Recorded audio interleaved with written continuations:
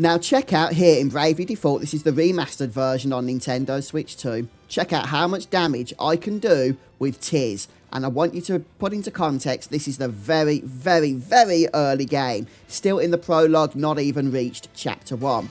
But check this out here. Okay, if we actually hit, I am using Strong Strike, which has a miss chance. 374 points of damage, 377, 376. No critical strikes there. When we get critical strikes, that is insanely even more powerful. But over 350 damage per hit with Tiz this early in the adventure is just absolutely bonkers. It really is. And I'm going to show you today how I've got this strong without much grinding at all. Did about 25 minutes of grinding. So the way this works is we are going to equip the Angel Bow. Now this thing provides a huge power boost. It's not meant to be equipped or found until a little bit later on in the adventure. Now the power of this will tail off towards the end of the game, but if you can get this early, then the first bulk of Bravely Default is going to just be made so much more simplified for you, especially when it comes to grinding in combat. You're just going to be one-shotting enemies left, right and centre. So the first thing we need to unlock is Narende Village. Again, it doesn't take long to get to this point in the game. Once you've unlocked this village, then you want to start unlocking the weapon shop. And the way you do this is you need to remove the boulder, and then you can unlock the weapon shop and begin levelling it up. Now, you do need to get this to level 6, which will take a little bit of time, not a huge amount of time, especially if you can collect villagers, which are fairly easy to get. You don't need any real-life friends, don't worry. Just have the network feature turned on, and then when you encounter, like, the ghosty people, then they can be added into the village. And one important tip here, whenever you take a break from playing the game, make sure to put both the game and the Nintendo Switch into sleep mode. This won't keep the game timer from continuing to run, but it will keep the Narende Village timers from continuing to run. So I've just leveled up the weapon shop now to level 6, and as you can see, I have learned the Angel Bow.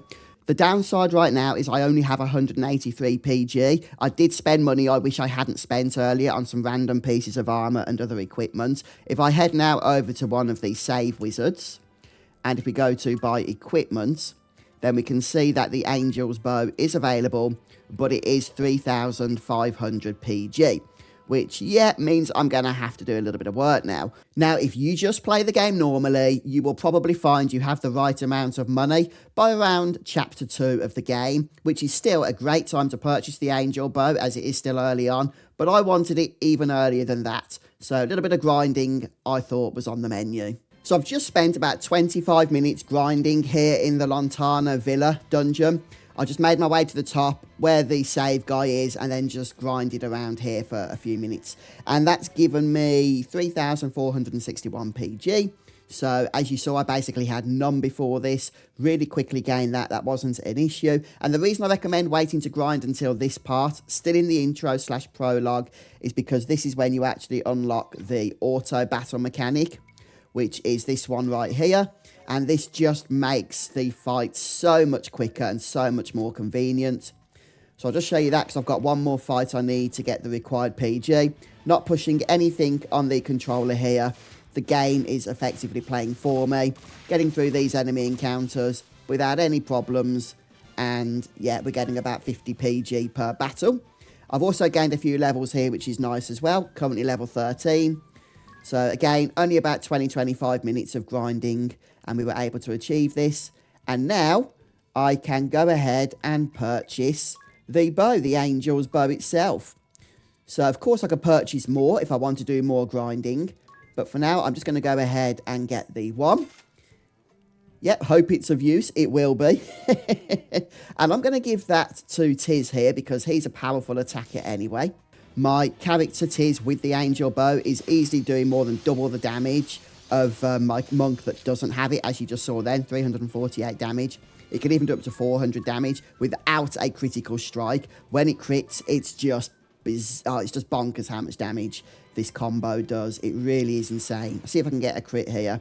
Problem is now I'm whizzing through enemies so much, I'm not actually getting many attacks off. So we're doing about 150 points of damage with Ring a Bell.